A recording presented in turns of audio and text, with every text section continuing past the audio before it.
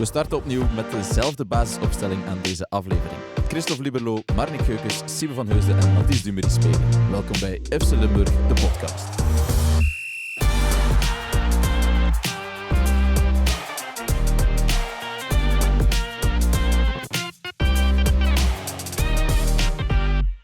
Marnik, Christophe, hebben jullie liever een aai over de bol of over de baard? Houd me bij de bol. Houd maar bij de bol. Er zijn ook er is ook niet genoeg baard aanwezig in de studio om daar echt een aai zoals Franke bij Burgess over te krijgen. Hè? Wat moet je daarvan denken? Hè? En wat is daar verteld geweest nog? Je wil het weten. Je wil het weten. Okay, we zullen gewoon er meteen invliegen, want er viel wel veel te bespreken na die match tussen STVV en Union. De 2-1 overwinning voor STVV en we zullen er meteen invliegen. Vonden jullie het na een dik 10 minuten rood voor McAllister of niet? Daar kan en zal over gediscussieerd worden. Ik begrijp dat iedereen bij Sint-Truiden het rood vond en dat iedereen bij Union het geen rood vond. Het is echt zo, dat is de grijze zone. Hè. Dus gaat hij naar buiten of gaat hij recht naar doel? Dat is, daar... Het was geen een van de twee. Hij maar... ging niet naar buiten en hij ging ook niet recht naar het doel. Maar ik vind vooral, en dat is ook wat Serge Gumeni, onze huisref, zegt, van de kans is groot dat hij gewoon voor het doel komt en binnen de 16 een schietkans heeft. Een fatsoenlijke schietkans. Eigenlijk een open doelkans. Want de fase dat je dan, of dat gezegd wordt, zo van, ja, Burgess was er ook nog. Ja, Burgess die was er toen Sebaoui al tegen de grond lag. Maar op het moment dat de fout echt gebeurt, toen was Burgess er nog lang niet. En Sebaoui was altijd Burgess voor geweest. Bovendien was het ook weer een bewuste overtreding. En ging vol voor de mannen. Dat zijn, de gele kaart van de Perre ook. Als je ziet hoe cynisch dat Union die overtredingen maakt, dat is gewoon, je gaat gewoon neer. Hoe dan ook, je gaat neer.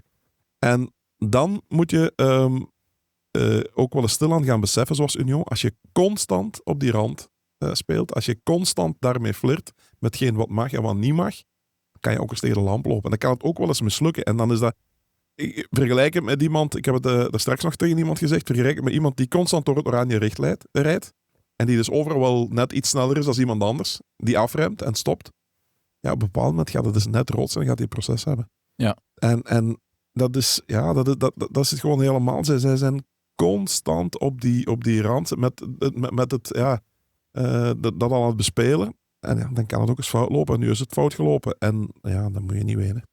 Nee, en vooral iedereen strijdt met zijn eigen middelen. Als Union vindt dat dat de middelen zijn waarmee dat zij het moeten doen. En dat is tot op het randje en soms erover. Maar als de scheidsrechter niet ingrijpt, ja, dan is dat maar zo. Dan is dat Union zijn goed recht en mag en moet het op die manier zich presenteren. Maar het zou hen dan ook wel sieren dat ze daar groots in zijn als het niet lukt of als het eens wat tegen zit. Als je dan gaat jammeren, dan komt dat heel klein over. Ja, dat was hier minder het geval. Zeker als je ook nog eens kijkt, McAllister die bleef daar dan de hele eerste helft in die spelerstunnel zitten. Waarvoor is dat nodig? Dat is toch... Ga gewoon douchen, toch? Ja, iemand noemde het ergens McAllister. Dus, om hem moest draaien? Of... Nee. De stairs. Hè? Alleszins... Op de trap. STVV heeft hem op hun socials uitgeroepen tot fan of the match. Ja, het was niet de stairway to heaven. Ik vond het wel grappig, die steward die er meteen naartoe ging. Ik dacht, wat gaat die nu doen? Maar die keek dan eens en die is dan toch maar omgedraaid. Heeft zich omgedraaid en is opnieuw vertrokken. Nee, je hebt normaal de stairway to heaven. Maar dit was, op de hel van staan is dat de stairway to the hell, hè? Ja, inderdaad. Nu, ik vond dat McAllister zelf heeft zich niet meteen aangesteld, vond ik. Nee. Hij ging van het veld, hij gaf nog een hand aan Merlijn, aan Yamamoto, aan Van Wezenmaal. Was rustig. Dus wat dat betreft, ça va. Er waren er anderen. Ja, maar moet hij daar zo... Nee, eigenlijk mag hij dat ook niet bij mijn weten. Ik weet niet tot precies waar de technische zone loopt. Maar... Nee, ik denk dat hij er daaruit is. Hè? Ja, ik weet het niet. Tot waar die loopt. Dus, Siebe. Tot waar loopt de technische zone? Als je dat begint hij aan de kleedkamerdeur en mag daar dan luid gezongen worden of niet? Ja, want dat was... Nee, goed, het was wel opvallend. Maar tegen 10 man slaagde STVV voor het verdere verloop van de wedstrijd wel in om Union te dwingen tot verdedigen, zoals bij het handballen rond de baklijn. Ja, maar dat begrijp ik wel, want ja, STV is gewoon is de creatiefste ploeg waarschijnlijk in onze hoogste afdeling. is een ploeg waar je die je tureluurs kan tikken. Die op die manier ook de openingen creëren. Ja, dat je dan zegt van we houden het dicht. Union is sowieso de ploeg die het die veruit de beste defensieve organisatie heeft. Die gaan daar dan nog eens op focussen. Ik vind dat niet... dat is ook geen... dat is gewoon een logisch gevolg van dat je met 10 bent. Dus. Dat is wel zo. Nu, in balbezit deden ze echt wel zo goed als niks. Nee. Hè? Dus dat je verdedigt en dat je teruggedrongen wordt, dat is normaal. Maar ik denk dat van niet beter bal, kunnen. ja, maar gewoon de bal wegtrappen, echt. Maar ze echt heel weinig voetbal. Dat is zo, maar als zij in hun normale spel mikken ze ook veel op de tweede bal. Ja, dat wel. Maar dan hebben ze iets meer volk voor de bal en dan krijg je en dan schakelen ze heel snel om. Misschien moeten we dit gewoon zien als een compliment voor STVV. Voor een deel zal dat zeker zo zijn, ja. Nu, in het dolle slot van deze wedstrijd raakte STVV er wel door. In de 86e minuut maakte Omar Diouf er 1-0 van. En het is niet de eerste keer dit seizoen dat hij tegen Union scoort. Omar Diouf bracht Staaij een eerste keer in extase met de 1-0. En je zou kunnen zeggen dat Union hem ligt als tegenstander, want hij maakte nu 2 van zijn 3 goals in Truijense loondienst tegen de Brusselaars. Ja, het was ook een heel mooi doelpunt. Hoor. Ook weer dat overstapje van Gotto. Ja. Juklerud die goed inviel. Het vorige week, we hebben het er nogal over gehad, hè, van dat die kern in de breedte, dat iedereen zijn ding doet in die kern. Wie inkomt, het is Puppe geweest, die is in de rol omgedraaid, nu komt Juklerud in. Iedereen toont zich hè, iedereen heeft een voet dan ook in dat doelpunt. Knap. Heel knap. Krijg het Gotto die ook heel goed over de bal gaat. En dan zie je op welke manier je die dubbele gordel van Union toch kunt ontgrendelen. Hè? Mm-hmm. Dus met een mooie schijnbeweging, de perfecte voorzet en dan iemand die voor zijn man uitkomt. Ja. En ook niet toevallig helemaal op het einde van de wedstrijd waarschijnlijk. Nee, voilà. Niet overmoeid toch. En, dat je dan met 11 tegen 10 toch erover kan gaan. Spitse goal ook, hè. Goed afgewerkt. Ja.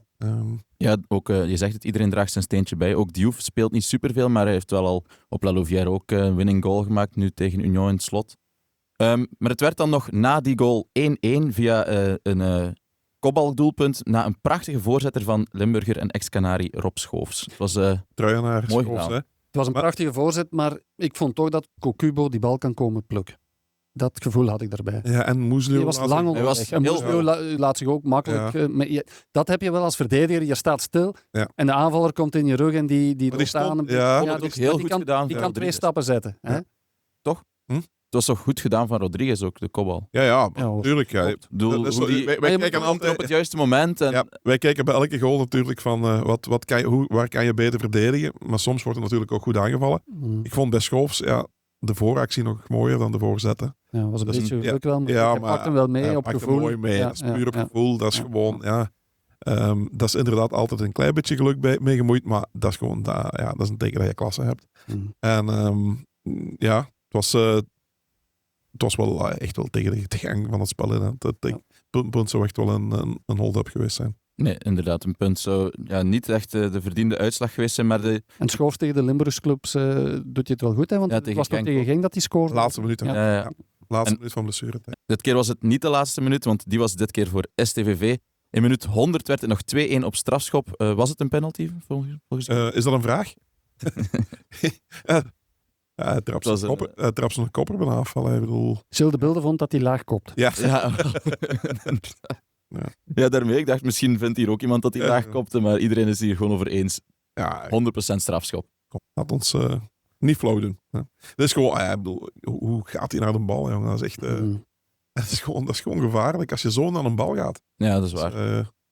Het is niet omdat je je hoofd een beetje naar omlaag doet, dat je dat hoofd eraf mag trappen. Ja. Nee, inderdaad. En het is ook niet dat er iemand... Soms heb je dat er je tegenstrever uit je rug komt. Hè? En dat je dan je been zwaait en de ander niet hebt zien aankomen. Maar ja, dat kun je nu niet zeggen. Hè? De manier waarop dat hij naar de bal ging, de kans was heel groot dat hij van alles zo raakte. Hij ging gewoon zo een groep spelers in eigenlijk. Nu moet zeggen, daar zeg ik ook aan de reactie van de Union-spelers, van zijn ploegmaats. Die als je Zorgan zijn reactie zag, die zei ook van, ja jongens, hier kunnen we echt niet meer gaan over discussiëren. Dus Sorgan, die trouwens was wel heel straf, vond ik. Hè. De eerste helft ook. Dat die echt niet eens een element was. Nee. Dat is dan Heel al zo... slechte paas daar Ja, ook, Baak- met de strafschop Ja. van McAllister op Zimbabwe. Wat begon bij Zorgan. Hè, dat de fout, de rode kaart, ja. Ja, de strafschop, niet de rode Ja, kaart bedoel ja. ik inderdaad. Ja. Die het spel wil verleggen Ja. en dat Zimbabwe ertussen. Ja, en Adra had een paar zo van die fases. Dat je, dan zie je ook dat ook sterkhouders van een ploeg. Want als we dan zeggen over Union dat ze voetballend niet de beste ploeg zijn, dat STVV en club wat creatiever zijn, dan is Zorgan wel degene die dan telkens voor die voetballende nood moet zorgen. Hè, en zorgen. Hè, maar die... Ja, maar die gaf helemaal afwezig. En als hij het niet doet, dan zie je wel, wie gaat het wel doen. Hè? Dus daarom, ik denk dat en dat dat ook een deel van de frustratie is geweest bij Union, dat ze zelf ook voelen van, die titel kan ons ontglippen. En dat ligt niet alleen aan het feit dat we die rode kaart gekregen hebben, maar gewoon ook dat het sinds de match tegen Brugge, want die was echt wel goed van Union, dat nadien toch ook minder is. En ook in aanvallend opzicht bijvoorbeeld. Ik vraag me af de volgende weken wie dat de goals echt gaat maken bij Union. En ik heb zo de indruk dat ze dat gevoel hebben, dat ze het niveau zelf niet meer halen om echt topfavoriet te zijn voor de titel. Ze missen Promise David wel. Hè. Dat is... Ja, enorm. Ja, nu wel, maar dat zeiden we een paar matchen geleden niet. Hè. Ja, maar je weet wel dat op een bepaald moment dat komt. Hè, dat je... Rodriguez die heeft zich de pleuris gelopen. Hè, die geloof dat zijn lijf die maakt toch een goal. Dus dat is heel knap. Maar als je zo, daar gaat nu alle aandacht naartoe hè, van verdedigers. Hè. Je hebt geen... Bliksem afleiden. Matthijs, hoe lang zijn we nu al bezig en we hebben het nog niet over burgers gehad? Wacht, we gaan het nog niet over hebben. We moeten het even hebben over nog de zege van We zijn erover STVV. begonnen. Dat is inderdaad. Goed, dank u wel. Nee, ik wil het eerst nog verder hebben over STVV, want doordat het dus iets minder is bij Union, hebben zij voor het eerst sinds lang nog eens thuis gewonnen van Union. Voor de laatste thuiszege van STVV tegen Union moeten we al terug naar september 1970. Ze wonnen toen met 2-1 van de Brusselaars. De winnende treffer toen werd gemaakt door ene Lon Peleunis, om maar te zeggen hoe lang het al geleden was. Het is zo lang geleden dat ik de enige was hier van ons 4 die er al was. Maar ik weet het niet meer, want ik was maar 1 maand oud. 1 maand toen. Oh, wauw. Dus Maar ik zo herinner me lang Lon geleden. wel. Lon, wat fijn dat we Lon Peleunis nog eens Kunnen vermelden. Ja, natuurlijk. Voilà. Een van de grootste Limburgers ooit. Dus bij deze. Voilà. En dan nu Burgess. Wat vonden jullie van zijn interview na de wedstrijd? Moet ik een paar quotes citeren? Ja, doe maar. Voor de mensen die het niet gehoord hebben. Dus we kunnen met opgeheven hoofd van het veld in tegenstelling tot sommigen aan de andere kant. Dit slaat al helemaal nergens op, waar? Ja. Als er een ploeg is waar spelers opgeheven hoofd mogen hebben, dan is het toch wel STVV dit seizoen. Mhm. Ja, ze hebben gewoon opnieuw laten zien dat zij qua creativiteit, qua voetbal, intellect ook, van gewoon de aanvallende drive, dat zij daar nummer 1 zijn. Hè. Voilà. Maar dat is niet het voetbal, dat is niet het belangrijkste in voetbal volgens de encyclopedie van Burgers. Hè. Dus, Die ziet voetbal op een andere manier, maar verdient daar ook wel het respect voor. Maar goed, dan kwam de volgende quote. Onze spelers met tweede gele kaart leken allemaal geel te krijgen. Grappig hoe dat dan gaat. ja, als... Wat Kijk, hè, insinueert wat Peter hij dan? van den Bemt bij Sporza ook vanmorgen al terecht aanhaalde. Ja, het is toch beter dat je tegen Mechelen dan geschorst bent dan tegen Club Brugge, denk ik. Zou ik ook denken. bovendien zie je de scheidsrechter met zijn lijstje. Tuurlijk niet. Zijn lijstje Ja. van... geel op 1 speeldag van schorsing. Hè, bij ons uit de krant geknipt zo. Op 1 speeldag van schorsing. En dan... Barry staat erbij. Ja, die gaan we nog eens even... Kom jongens. Maar ik zeg het, zij spelen zo vaak op de rand. En dan loop je gewoon dat risico. Dat risico is gewoon veel groter om een kaart te pakken. Als je op die manier speelt, als je op die manier doet... Ja, dan... Het zou nog een goede scène of een sketch geweest zijn voor de ideale wereld. Zo de communicatie. Hè, tussen de scheidsrechters dan, volgens de wet van Burgers. Ja, inderdaad. Nog eentje om het af te leren dan misschien. Een penalty in de 97e minuut, terwijl ik toch dacht dat er maar 6 minuten extra tijd waren. Maar in die 6 minuten hadden zij gescoord. Ja. Dus was er een uitgebreid feestje gevierd. Komt er een minuut bij. Ja, zo simpel was het. Binnen die minuut is die hoekschop afgedwongen. Ja, ik bedoel, er zit geen... Zowat alle quotes van Burgess zijn makkelijk te weerleggen. Ja, en ik begrijp wel, op het moment dat je die interviews geeft, dan zit je nog vol adrenaline. Hè? En dan zeg je bepaalde dingen, zoals Scherpen ook, denk ik, met de mensheid die is niet al te snoeger of zoiets. Over anti-voetbal, dat er dan geroepen werd. En dat je met 10 toch sowieso achteruit gaat leunen, bedoelde hij dan. Maar dus dat je bepaalde dingen in een vlaag van adrenaline zegt, dat kan ik nog begrijpen. Maar ik ben er zeker van bij Burgess, als die de dag nadien zijn eigen interview bekijkt, dan wordt hij dolenthousiast van zijn eigen interview. Dus die gaat achteraf niet toegeven van, misschien was het erover. Ik moet toegeven ook zelf. Ja, als ik zelf voetbalde, ik kon echt slecht tegen mijn verlies, nu nog altijd trouwens, geef ik toe. En ik dacht dan dikwijls van, goh, Liberlo, je had je eigen moeten bezig zien. Waarschijnlijk zou het je schamen. En dat dacht ik dan achteraf dikwijls. Maar ik ben zeker van Burgers, die is fier op zichzelf, hè, met wat hij vertelt en hoe dat hij... Dus op de eye over de bol en de baard kan daar ook wel iets mee te maken hebben. Dat kan ook zijn invloed hebben. Hè? Het was een opvallend moment, maar dat was nu ook niet zo erg, toch? Nee. Ja, hij zoekt hem zelf op. Ja. Hij loopt zelf achter Franke aan. Dat Franke dat dan doet, ja, moet hij ook slimmer zijn, denk ik. Ja. Maar in heel de heisa en alles wat er gebeurd is... Nu, ik moet zeggen, heel die heisa... tijdens de wedstrijd ook. Ik moet zeggen, ik heb de wedstrijd live gevolgd achter het stuur. Dus ik was op terugweg van Charleroi. Op de radio. Op de radio. En dan Peter van den Bemt op de radio die was echt wel misnoegd over al hetgeen dat er gebeurde. En dat gewoon elke fase aan de zijlijn werd aangevochten. Zij, in de tweede helft was dat werd zelfs niet meer gevoetbald. En constant iedereen naar de vierde ref en richting scheidsrechter. En dan weet je, het zijn play-offs. Hè. Dus dat is een van de moet ik het zeggen, vervelende neveneffecten van play-offs. Is dat het allemaal zo op scherp staat. Dat iedereen zo constant uit zijn dak gaat, dat het echt wel niet fijn meer is. Hè. Ik denk, voilà.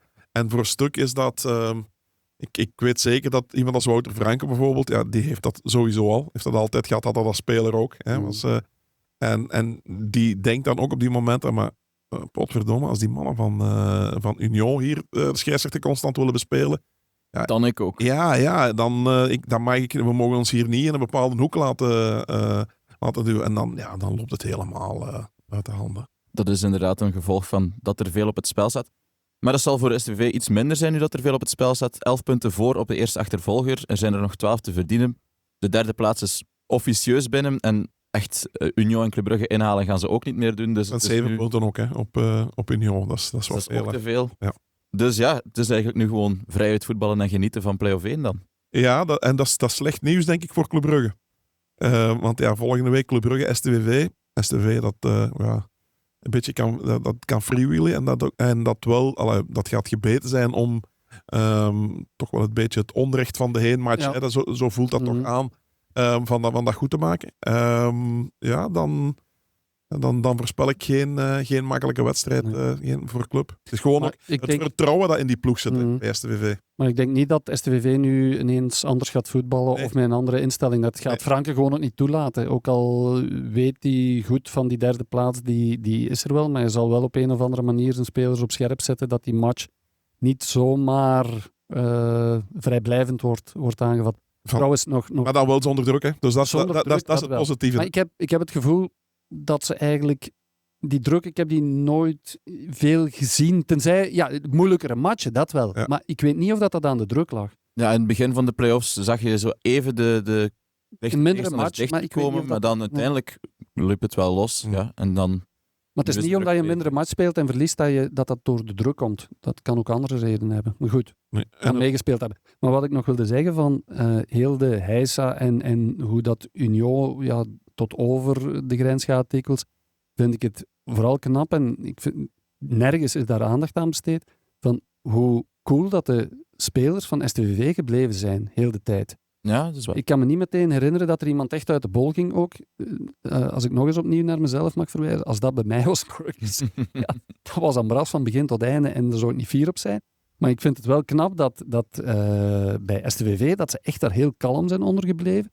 En ja, dat was ook in een voordeel, want op die manier konden ze toch de nadruk op voetbal blijven leggen.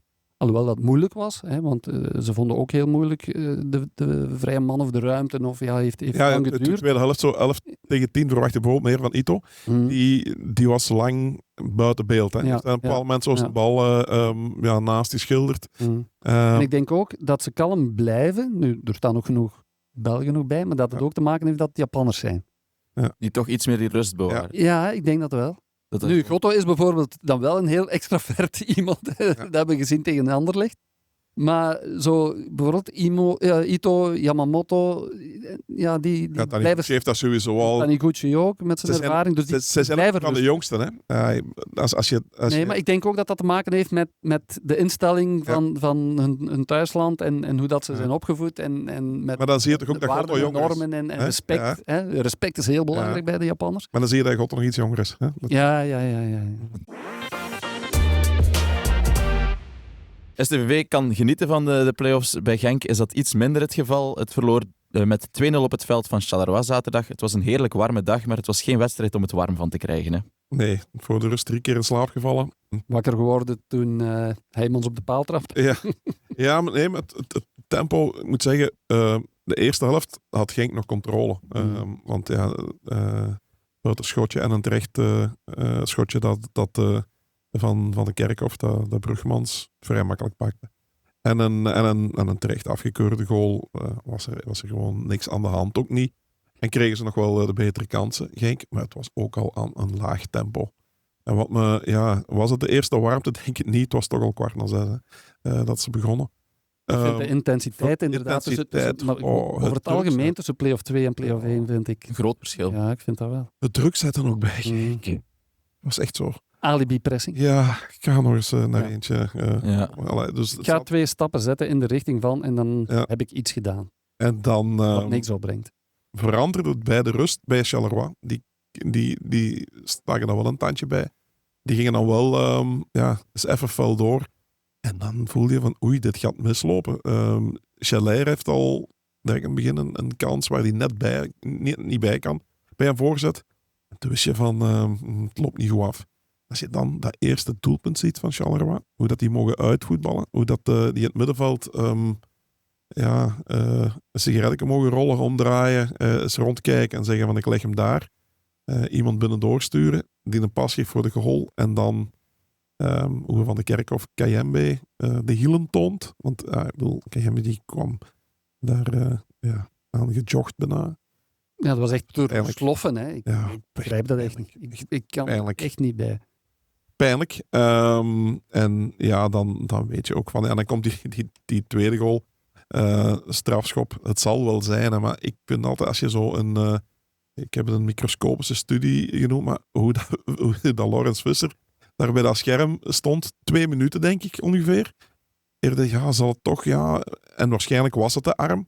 Maar ja, is het dan natuurlijk of niet? Ja, Bangura die zo met de kralslag zijn man achtervolgt, die hij volledig uit het oog verloren was.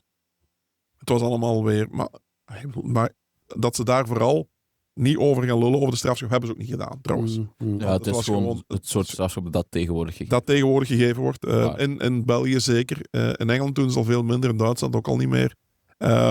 Maar in ieder geval, daar gaan we het ook voor alle duidelijkheid niet over hebben. Maar dan weet je, het is 2-0 en dan hebben ze... Weet je, dan hebben ze in de blessuretijd nog eens iets gedaan. Even. Maar voor de rest... Het enige, ik kan er echt niet meer aan uit. Dus wat mij betreft, en ik weet het, dan ga je in de situaties krijgen waarbij dat er echt op de arm gaat gemikt worden. Maar misschien is het toch nog gewoon beter om... op de arm is hens, hè, en dan moet je de armen maar achter de rug houden en gebeurt dat niet, dan heb je pech. Maar nu, zo de natuurlijke houding van een arm... misschien moeten ze dat... is in verschillende foto's met AI gaat dat tegenwoordig heel makkelijk. Als je je been inderdaad tot op kinhoogte heft, welke natuurlijke houding de arm dan moet hebben, ik weet het niet. Als het been hoog is, mag de arm ook hoog of zo. Ik weet het. Ja, het is... Je kan er gewoon niet aan uit. Nee, maar ja, dan krijg je weer iets... Ja, dan gaat iedereen met zijn handen op zijn rug lopen. Ja, dan krijg je ook weer iets van. Ik moet zeggen, dat was... één speler die gelukkig wel zich toonde, zeker voor rust, was Congolo. Dat was Congolo die de voorkeur gekregen had op Sadik. En die zette dus wel druk vooruit. Ja. Die won zijn duels, die dribbelde in. Dat was echt... Dat was, het viel zo fel op. Toonde initiatief. Hè. Ja, het viel zo fel op, omdat de rest zo slap was. Maar bijvoorbeeld die kans van Heijmans op de paal, die kwam via hem. En daarna Bangura, die dan goed kapt en aflegt. En dan Heijmans... je noemt de kans van Heijmans. Het zit Daan Heijmans ook wel echt niet mee. Op de paal kopt daar ook eens die nog gered wordt. Die kopbal was Zijn oké, het schot vond ik was geraakt. Raakt hij niet goed. Nee. Nu, het is niet dat hij echt slecht afwerkt, ook de afgelopen week niet, maar, telkens net niet. Maar hij was nu wel minder in het spel ook. Speelde echt geen gelukkige wedstrijd. Kwam heel, heel weinig. Hij kon nooit zijn wil opdringen. Maar als nummer 10 moet je ofwel als tweede spits rond het diepe. Maar ja, Bibou die deed ook helemaal niks. Dus daar zat heel weinig in. Dus ik vond het ook niet verrassend dat hij gewisseld werd ditmaal. Maar het is zoals gezegd, dat heeft ook te maken met, het is gewoon weer tegen de paal. Hè. Het kruipt in de hoofden. Hè. En wat je vooral ziet bij Genk, en dat haalde Nicky Haaien na de wedstrijd ook aan, en hij zei wel, eerst voor alle duidelijkheid, ik wil niet op zoek gaan naar een excuus, maar het is een lang seizoen voor hen. Ze zijn echt gesloopt. Het is mentaal. En het is telkens weer tegenslag. Tegenslag. Ja, gewoon tegenslag slecht. niet Ja, gewoon dalen en zo even opveren. Maar dan gaat het weer heel snel bergaf. En dan heb je 2 thuismatchen waar je dan niet kan scoren, waar je wel veel kansen krijgt. Maar dan zo van, het gaat toch weer niet zijn. En dan, hier die tweede helft, dat was nu toch zo slecht dat de kleedkamer na de wedstrijd heel lang, de kleedkamerdeur heel lang dicht bleef. Want Dimitri Condé was ook zijn zegje komen doen samen met Nicky Haaien. We hebben de spelers echt wel op hun plichten gewezen. Want dat zei Haaien ook nog. Van als supporters na zo'n wedstrijd roepen van bloed, zweet en tranen, dan geef ik hen 100% gelijk. Ja. Maar dit was gewoon niet genoeg. Te weinig energie, te weinig intensiteit. Gewoon alles willen doen voor dat logo op je shirt, zei hem. Dat zag ik hier niet en dat kan gewoon absoluut niet. Dus ik verwacht volgende week wel een scherper Genk tegen Westerlo. Ik denk wel dat het... en deze week gaan er nog wel individuele en groepsgesprekken volgen. Iedereen gaat wel ook voor de keuze gesteld worden. Ook van, jong, wat is het? Gaat je er nog voor of niet? Zeg je van, het is hier afgelopen voor mij, ik ben toch weg en het lukt me niet meer, ik heb geen... Oké, dan is het nee. Dan ga je eruit en alleen nog door met mannen die er vol voor willen gaan. Misschien een teambuilding in Parijs. Het schijnt niet zo goed te werken. In paars en wit. Even over Anderlecht, die teambuilding ging in Parijs. En dan kom je zo voor de dag. Ik begrijp het toch niet goed. Nee, bij Genk, ik weet niet, misschien is ze zijn ooit naar, misschien eentje in Blenny. Of zo. Waarom? Ik denk, het was Blenny, denk ik, waar de mijn nog open is. Ik weet nog met Patrick Jansen ooit. Ik dacht dat het Alex McLeish als coach was. Hebben ze ooit met de volledige groep is en daar kan je de mijn nog afdalen. En dus, om de spelers te laten zien van... Hier komt het vandaan. Hier komt het vandaan. Dus van mensen die... Dit hebben ooit mensen moeten doen. Hier hebben mensen ooit posten moeten kloppen om hun gezin te voeden. Daar komt de club uit voort. Dit zijn onze roots. Wilfried Telbroek, bijvoorbeeld. Die werkt op de Fort en die stond daar aan de lopende band, moest die werken. Die is ook een bedrijfsbezoek. Dus de mannen die die nog, want dan trainden ze vaak in de namiddag als er 1 training was, omdat Telbroek anders niet kon meetrainen. Dus de mannen die dan tot 1:30 hadden in een bed gelegen, die kwamen dan daar wel eens iemand tegen die volle bak gas aan het geven was, waarvan ze wisten, die is van 6 tot 2 komen werken en dan gaat hij nog eens even daarna trainen. Stevig. Nu, een bedrijfsbezoek aan de Fort lijkt me niet echt mogelijk nu. Nee. Wilfried Telbroek, wel landskampioen, Rode Duivel Voilà. heel even geweest. Dus. Zegt toch veel. Ja, maar het is zo ik heb de indruk dat de confrontatie met de roots. Jongens. En het zou niet mogen, maar ik heb de indruk dat ze zich gewoon moeilijk kunnen opladen voor play-off 2. Dat gevoel heb ik erbij. Dat zal voor een stuk zijn, maar ik denk dat een soort van mentale vermoeidheid is. Maar dan moet je dan wel door even. Hè. Kom, jongens, je speelt nog altijd voor een Europees ticket. En het is gewoon cruciaal voor de club. En Ja, ze krijgen dat... het blijft ook een mysterie. Vorige week hadden we het hier over het mysterie Medina, maar ja, nu is het mysterie van de hele ploeg toch. Dat je, als je naar de transfermarkt gaat, en natuurlijk kloppen die waardes niet allemaal, maar als je dan de complete marktwaarde van de kern ziet van Genk, dat is na die van Club Brugge de grootste, dacht ik, in België. Als je ziet dat individueel talent en dan hoe weinig dat daar collectief uitkomt en dat dan nu toch al 2 trainers zijn die hun tanden daar op stuk bijten. Ja, dus je hebt na Torsten Fink, nu ook Nicky Haaien. Ja, als je het gemiddelde gaat berekenen per wedstrijd... Niet veel beter. Nee, dat gaat niet veel beter zijn. Dus ja, je hebt... ik kan niet zeggen dat ik ben ook al naar trainingen en zo. Je kan niet zeggen dat hij er niet alles aan doet. En dat hij... maar het is elke keer als het iets beter gaat, en dan komt weer dat dal en dan gaan we weer allemaal... Ook in een wedstrijd, je weet, als het ene keer 1-0 achter, daar staat niemand op om dat te doen keren. Hè. Voor een stuk moet dat toch uit de groep zelf komen ook. Ja. En dat heeft Union bijvoorbeeld wel. Ja, hè. voilà. Die halen dat uit de groep zelf. Hè. Het is niet David Hubert, Nee. de aimabele, rustige David Hubert, die daar echt het vuur in gekregen heeft. Dat doen de spelers zelf. Een centraal verdediger zoals Burgess bij Genk zou veel kunnen doen. Ja, maar gewoon heel de mentaliteit in die ploeg, wat Union soms te veel heeft. En dan op deze manier tegen de lamp loopt. Dat heeft Genk gewoon veel te weinig. Ja. Het mooiste moment van de match vond ik nog een Zita, hè, die langs de zijlijn aan het dansen was toen hij vervangen was. Ja. Die was echt een dansje aan het opvoeren, omdat ze gingen winnen, vermoed ik. Niet omdat hij gewisseld was, maar ik vond het meest opmerkelijke moment van de match. Goed, voor spelers en supporters die moeite hebben met zich op te laden voor play-off 2, raad ik aan om naar de stand te gaan kijken, want het wordt wel ongelooflijk spannend in de strijd voor het Europees ticket. Want nu staat Genk gelijk met Westerlo en Standaard en slechts 3 punten voor Charleroi en Antwerpen. Iedereen behalve Leuven kan nog dat ticket pakken. Ja, maar voor Charleroi en Antwerpen wordt het toch nog moeilijk. Hè? Als je ziet, als je er 3 voorbij moet. En bijvoorbeeld bij Genk, die hebben nog altijd het voordeel dan dat ze geen halfpunt hebben bijgekregen. En dat ze als eerste, als beste zijn mogen beginnen. Als beste uit de reguliere competitie gekomen zijn. Ze hebben ze altijd voordeel op die andere ploegen bij een gelijke stand. Dus dat is toch nog een bonus. Dus. En dat is hetgene waar je nu als coach en als technisch directeur in die individuele gesprekken, in die groepsgesprekken, dat moet je natuurlijk naar voren kunnen halen. Jongens, wij staan nog altijd eerst. We hebben alles in eigen hand. Kom maar gewoon nu los ervoor gaan. Want als je dan pak je een ticket voor een barragematch. Ja, tegen wie gaat het zijn?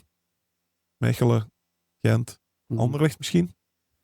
Die zitten alle 3 ook niet in... die gaan tegen dan ook niet in topvorm zijn. In de vorm van hun leven. Nee, die gaan niet in topvorm zijn. Ook. Die affiche lijkt me nu geen streling voor het oog te zijn. Ja, gewoon, het is... niks gaat nog een streling voor het oog zijn. Hè. Nee. Er gaat één gevoel kunnen nog... Het meest positieve gevoel dat er nog in zit voor Genk dit jaar is opluchting. Dat ze toch nog een Europees ticket pakken. Voor de rest, tevredenheid kan het al niet meer worden. Ik heb toch wel nog een positieve noot over de wedstrijd in Charleroi, want ik zag dat er een tifo was van de Genkse fans en die was blijkbaar eerst afgekeurd omdat ze het over de supporters gingen doen. Maar om veiligheidsredenen mocht dat niet en dan hebben ze via de ultras van Charleroi kunnen regelen dat het aan het dak van het stadion kon gehangen worden en dat zou de eerste keer zijn in een Belgisch uitvak. Dus toch mooi dat er tussen supportersgroepen zo dan samen wordt gekeken om sfeer aan beide kanten in het stadion te krijgen. Je weet wat hen verbindt? Ik weet niet wat hen verbindt. Ja, de grote vijanden. Standaard. Ah, voilà. Anti-standaard. Als na een wedstrijd tussen Genk en Charleroi begint aan de ene kant van het stadion beginnen er anti-standaard gezangen en dan worden die op applaus onthaald aan de andere kant en dan nemen die over. En dat is zo al sinds jaren dat ik het weet. Dus dat verbindt hen. Dat verbindt en daardoor zal er zelfs... Ik geloof dat er al geen combi-regeling meer was voor Charleroi-supporters om naar Genk te gaan. En volgend jaar zouden de Genk-fans ook zonder combi-regeling naar Charleroi mogen. Dus, de grote verbroedering. De grote verbroedering. Maar ik vind het wel mooi. Ook sowieso die tifo die dat daar kan in een uitvak. Ja, misschien. Ja. Ik denk Om niet welke- dat ze dat ook... Et la Wallon, zo du caca, zullen ze dan ook wel niet zingen waarschijnlijk. Die zullen ze achterwege laten. Die gezangen, dat doen we aan Mario Been nog denken. Hè? Die zei van... en die zei, wat vind jij daarvan? En toen zei Been, ja, mijn Frans is niet zo goed, maar was het de ballon van caca? Dus... Om welke reden dan ook, als supporters verbroederen, altijd goed. Ja, altijd leuk, toch? Goed, dan ga ik jullie vragen naar jullie spelers van de week. Christophe, ik begin bij jou. Ik kies iemand die ik een hart onder de riem wil steken, dat is Norden Jakkers. Omdat hij opnieuw de pech had dat hij geblesseerd is geraakt, zwaar geraakt aan het hoofd in een botsing. In november kreeg hij ook al een knie in de ribben, waardoor dat hij een hele lange tijd oud was. En vooral als ik het nu vertel en ik denk terug aan de beelden, krijg ik het nog koud als je Jakkers ziet staan en hij weet eigenlijk niet waar hij is. Je ziet hem knipperen met zijn ogen. Het is precies een bokser die door Mike Tyson knock-out is gemapt en die opnieuw recht staat. En recht gehouden moet worden. Dus ja, dan heb je echt met hem te doen. Ook als je vastgegespt moet worden op een brancard om afgevoerd te worden. Ja, om dat te ziet er- voorkomen dat je te veel beweegt. Dan dat ziet er toch echt wel vies uit. En zeker ook Norden Jakkers. Ik vind in een periode dat hij in doel kwam en hij heeft vorig jaar Club Brugge nog mee aan de titel geholpen. Dit seizoen heeft hij dan echt een heleboel smurrie over zich heen gekregen. Is er vaak op de man gespeeld ook. met Bij zijn prestatie. Ja, maar vooral toen met dat ze gingen, toen ze een beetje begonnen met roteren. Hè. Met Mignolet was het van, wat doe je dan met, dat doe je Mignolet toch niet aan. Hè. Toen werd echt Jakkers inderdaad afgeschilderd als een soort van... Ja, en was hij ook ongelukkig in bepaalde fasen, maar dan wordt hij meteen met de grond gelijk gemaakt. Echt op de man gespeeld. En ja, als je dit dan ziet, dan heb je echt met hem te doen. Hè. Ja, was deze playoffs ook weer gewoon goed aan het kippen. Hè? Tuurlijk, heel goed. Ja. tuurlijk. Ja, Maar dan staat opeens Van den Heuvel weer in doel in de playoffs. Wie had dat nog gedacht aan het begin, toen Jakkers en Mignolet allebei weer fit waren? Ja. En moet je toch ook de vraag stellen van de helmverplichting, hè? Ja. Ik heb het er met Simon Mignolet een hele tijd geleden nog over gehad, ook denk ik na een van zijn botsingen. En toen zei hij mij ook van, als hem verplichten, dan doe ik hem aan. Want eigenlijk is het nodig, zegt hij. Ik zeg, ja, waarom doe je het dan niet gewoon? Ja, omdat ze het niet verplichten. Nou ja, en dan is het toch nadelig tegenover de andere. Ja, zoiets van... Dat is puur gevoel, hè. Ja. Als het niet moet, ja, dan toch maar niet. Dus... Het is zo'n beetje zoals de koptelefoon waar we niet hebben. Je hebt er ook geen last van totdat je erover na begint te denken dat je een koptelefoon hebt en dat het een beetje warm wordt. Ja. Inderdaad. Vertel nu maar eens door onze koptelefoons wie jouw speler van de week is, maar Nick. Jingle. Je hebt dan iemand van Lommel gekozen? Ja, ik heb voor Tom Reiners gekozen. Geeft assist voor de 1-0 van Lommel tegen Beerschot, dus Lommel wint. Met 3 tegen Beerschot. Echt wel een heel knappe prestatie. Vooral ook de manier waarop ze het deden. Bij die 1-0. Op voorhand zei dan de coach van Lommel, die zei dan ook van stilstaande fase zou wel eens kunnen heel beslissend worden. Ja, dan heb je echt een heel goed getrapte hoekschop van Reiners. En de onvermijdelijke Lucas Schoos, zij verdedigen daar ook in een soort zone. En Beerschot die daar echt zo tussen 2 man komt aangelopen. Gewoon een knappe goal. En dan gaan we 70 seconden verder en staat het al 2-0. Dus op het moment dat iedereen uitgevierd was en er toch kon worden afgetrapt, gaat de bal naar achter. En dan kwam de in Lommel populairste Genki. In IJsden is hij al lang niet meer populair. Genki Haraguchi, de speler van ervaren Japanner van Beerschot, die Pater nog nekte met zijn schuiver. En die nu slecht uitverdedigt en gewoon knal in de voeten van Vansja. Opent op Schoofs. En dan draaien ze de rollen om. Bal tweede paal. Reiners alles behalve een kopbalspecialist. Zag je ook, want het was eigenlijk niet super goed gekopt. En niet super goed gekiept ook. Nee, vooral dat bedoel ik. Nee. Het was zacht. Het was hij botst zo'n beetje, maar het was eigenlijk... Maar hij gaat dan toch binnen en dan komt voor mij het moment van de week. De Reiners viert gewoon. Eindelijk ex-Beerschot, maar steekt dan toch zijn arm omhoog, gaat even uit de bol.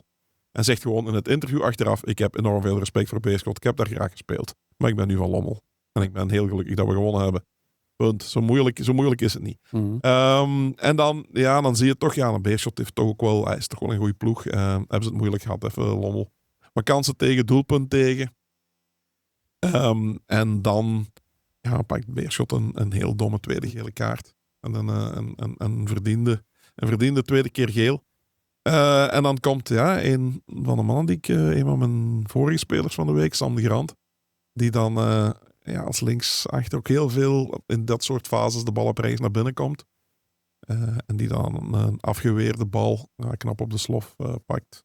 3-1 en hopelijk trekken ze dit wel over de streep. Het is een ideale uitgangspositie. Hè? De promotiedroom wordt steeds groter. Ja, die krijgt vorm. En ook vooral omdat je ziet ook, die ploeg is bijna volledig. Je hebt alleen misschien nog Ruben Seigers en nog één extra speler, denk ik. Over de rest, daar staat iets. Je hebt met Banguera en Wouters 2 centrale verdedigers. Ene met serieus wat carruur, andere met wat ervaring. Eerste klaservaring ook, Dries Wouters. Je hebt dan de Grant links, die echt een wapen is, met al zijn goals en assists. Een spits op rechts, als rechtsback van Duiven. Die hebben ze dan rechtsachter. En dan zie je dat ze op het middenveld toch wel met Pelopezi en onze Zuid-Amerikaan, met zijn naam kwijt, die we vorige week nog even een bloemetje toegooien. En Schoofs, heel compact middenveld. Goeie mix, hè? Ja, een hele goede mix. Mm. Ja, en dan de zoon van God nog in de spits. Die, zoontjes, je ziet gewoon nu ook, dus zij gebruiken die regelmatig als aflossingspunt. En dan zie je ook dat hij heel veel aandacht ook van de tegenstrever naar zich toe zuigt. Mm. Waardoor er anderen wel wat vrijheid krijgen. Hè. Dan heb je Mhm. links Reiners en rechts Vancha. Maar Dus goed, het is een veel... Ze hebben heel veel ervaring in de ploeg. Heel veel mensen met voeling hier. Je hebt er toch een vijftal Limburgers en dan nog een paar Nederlanders. Je voelt, iedereen daar beseft heel goed wat er op het spel staat en dat dit een unieke kans is. En laten we hopen dat dat eerst tegen Beerschot volstaat en dan 2 keer tegen Denderen. Ja, als ik het zo hoor, dan zijn de terugmatch tegen Beerschot en de match tegen Dender 2 haalbare hordes om... Ja, haalbaar. Ja, maar die 3-1 die is toch nog nodig geweest, hoor, denk ik. Want als je met 2-1 naar Beerschot moet trekken, maar je is zag toch dat een heel andere match. Ja, maar je zag, ik heb de match Beerschot-Patro ook gezien. Mhm. Er liggen mogelijkheden altijd tegen Beerschot. Echt verdedigend zijn ze niet. Dus en Lommel heeft toch wel wat scoresvermogen. Ik zag ook Lommel in Luik toen, hoe dat Vancha het afmaakte 2 keer. Dat was zo van, dan zie je, ze hebben wel... Kwaliteit om het zijn altijd anderen die het... eindpunten bloot te leggen bij de tegenstander. Ja, en vooral dat Beerschot toch niet zo stabiel is. Dat is echt niet... Dat is op dit moment...